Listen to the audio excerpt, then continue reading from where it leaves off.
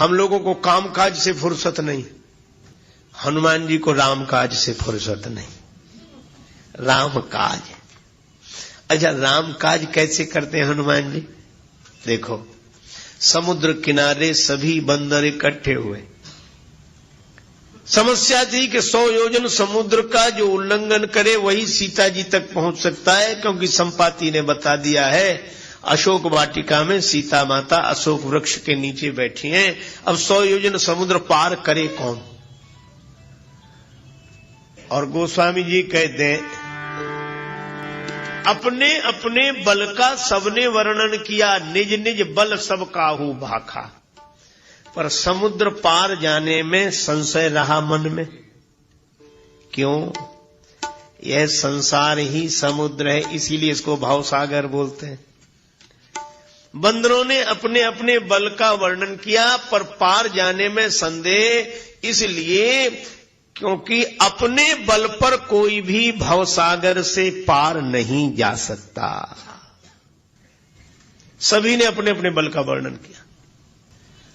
उदाहरण ऐसे समझ लो कि जैसे बंदर जा सकते थे 1 योजन, पर बंदरों ने सोचा ज्यादा से ज्यादा बताओ, कोई प्रतियोगिता तो हो नहीं रही यहां, बस समुद्र पार न हो इतना कम बताओ।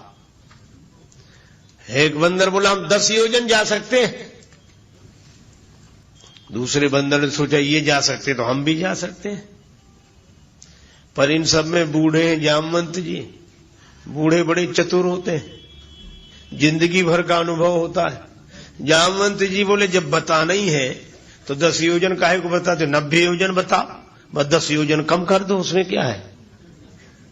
जामवंत जी बोले मैं 90 योजन जा सकता हूं। अब तब तक एक वीर को जोश आ गया। अंगद जी बोले मैं पार चला जाऊंगा। अंगद कहा ही जाऊं मैं पारा, मैं पार चला जाऊं। सभी ने कहा जय हो राम जी की जय हो, जय हो। काम बन गया, अंगद जी पार जा रहे हैं। अंगद जी बोले पूरी बात तो सुनो। क्या? बोले पार तो चला जाऊंगा, पर लौटकर आने में संशय, पता नहीं लौटे कि न लौटे। ऐसे को भेजने से क्या फायदा? ऐसे को भेजने से ही क्या फायदा? वे कहते हैं कि पता नहीं लौटे कि न लौटे। देखो, कुछ बंदर हैं जिनको जाने में संशय है, पार जाई कर संशय राखा, और अंगद जी ऐसे हैं जिन्हें आने में संशय है। कहा कि हम जा सकते, हम जानने में संशय हमें। अंगद जी बोले हमें लौटकर आने में संशय। इसका अर्थ क्या हुआ कि कोई भी समर्थ नहीं हुआ अपने बल का वर्णन करके समुद्र पार जाने और आने में। पर यहां एक अजीब घटना घटी। सभी ने अपने अपने बल का वर्णन किया, पर हनुमान जी नहीं बोले। क्यों नहीं बोले? हनुमान जी से किसी ने कहा कि आप क्यों नहीं बोलते? हनुमान जी बोले जिसके पास अपना बल हो सो बोले, हमारे पास हमारा बल है ही नहीं। तो जामवंत जी ने सोचा कि इनको इनका बल याद दिलाएं। मैं आपको एक निवेदन कर रहा हूं आपसे कि हनुमान जी को हनुमान जी का बल याद दिलाओ, तभी वे कृपा करते हैं। ऐसी लोक मान्यता है, ऐसी हमारी धारणा है, क्योंकि हनुमान जी अपना बल भूले रहते हैं। लेकिन हनुमान जी को बल याद दिलाओ कैसे? एक सज्जन बोले हम बहुत प्रार्थना करते हैं, हनुमान जी सुनते ही नहीं, सुनते ही नहीं है। मैं आपको ढंग बता रहा हूं हनुमान जी को बल याद दिलाने का। आप कितने कहोगे हनुमान जी आपकी तरह कोई बलवान नहीं है, और हनुमान जी आप तो सर्वसमर्थ हैं, हनुमान जी आप जैसा कोई महान नहीं है, कोई बलवान नहीं। कभी नहीं जागेंगे हनुमान जी, कितनी भी तारीफ कर लेना। ये उनको बल याद दिलाने का ढंग नहीं है। जामवंत जी इसमें असफल हो गए, वो कर चुके हैं ये प्रयोग जो हम कर रहे हैं। बोलो हम लोग ऐसे ही तो कहते हैं, हे हनुमान जी आपकी तरह कोई बलवान नहीं, हे हनुमान जी आप तो महान है, हनुमान जी आप तो परम शक्तिशाली। हनुमान जी सुनते ही नहीं है, उन्हें कोई फर्क नहीं पड़ता इससे। जामवंत जी ने यही कहा। गोस्वामी जी महाराज लिखते हैं, कहा रीछ पति सुनु हनुमाना का चुप साधि रहा बलवाना, का चुप साधि रहा बलवाना।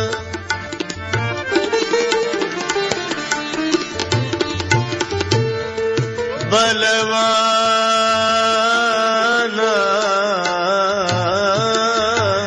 दे चुप साधि रहा बलवाना, का चुप साधि रहा बलवाना, का चुप साधि रहा बलवाना। जामवंत जी बोले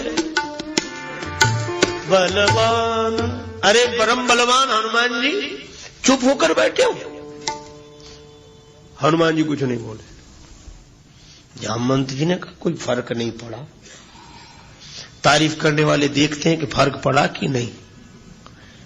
हनुमान जी ने, जामवंत जी ने सोचा शायद कम तारीफ हुई है, तो अब दूसरी पंक्ति, पवन तनय बल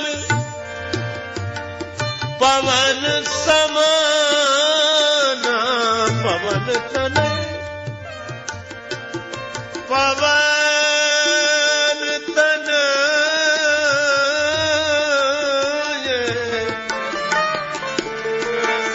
पवन तनय बल पवन समाना, बुद्धि विवेक विज्ञान निधान बलवान, का चुप साधि रहा बलवाना, का चुप साधि रहा बलवान।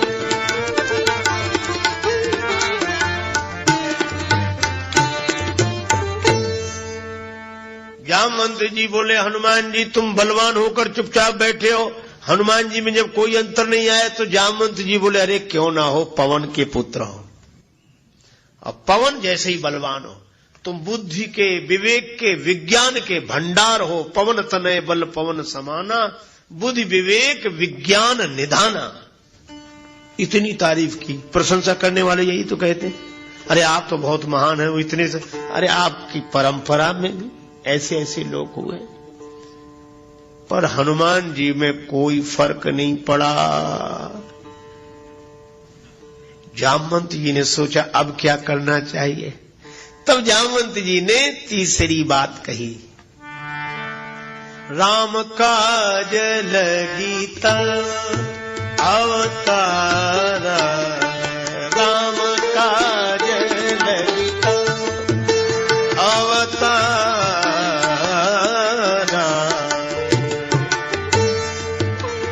तव अवतारा राम काज लगीता।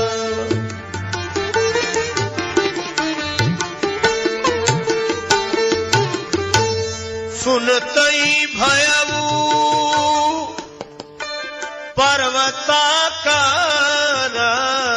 सुनतई भयऊ पर्वताकारा, रे राम काज लगिता अवतारा, राम काज लगिता, काज लगिता, काज लगीता। जैसे ही जामवंत जी ने कहा कि राम जी के कार्य के लिए आपका अवतार हुआ है, सुनते ही भयऊ पर्वताकारा, हनुमान जी बड़े विशाल रूप में पर्वताकार होकर प्रकट हो गए। इसका संकेत क्या कि हनुमान जी अपने नाम से नहीं जगे, अपने बाप के नाम से भी नहीं जगे। और पर्वताकार कब हुए? जब राम जी का नाम लिया। तो हनुमान जी को अगर जीवन में जगाना हो कि भी आप पर कृपा करें, तो आप याद रखो उन्हें राम जी का नाम सुनाओगे तभी जगेंगे, तभी उन्हें उनके बल की याद आएगी। इसलिए हनुमान जी को अगर प्रकट करना हो, प्रसन्न करना हो, तो राम जी का नाम, राम काज लगी तव अवतारा। जो सुना कि राम जी के कार्य के लिए तुम्हारा अवतार हुआ है, हनुमान जी पर्वताकार हो गए। क्यों? इसलिए क्योंकि राम काज करीबे को आतुर, राम काज करीबे, श्री राम काज करीबे, राम काज करिवे, काज करिवे, करिवे, करिवे को आतुर। श्री हनुमान जी राम जी के कार्य को करने के लिए आतुर रहते।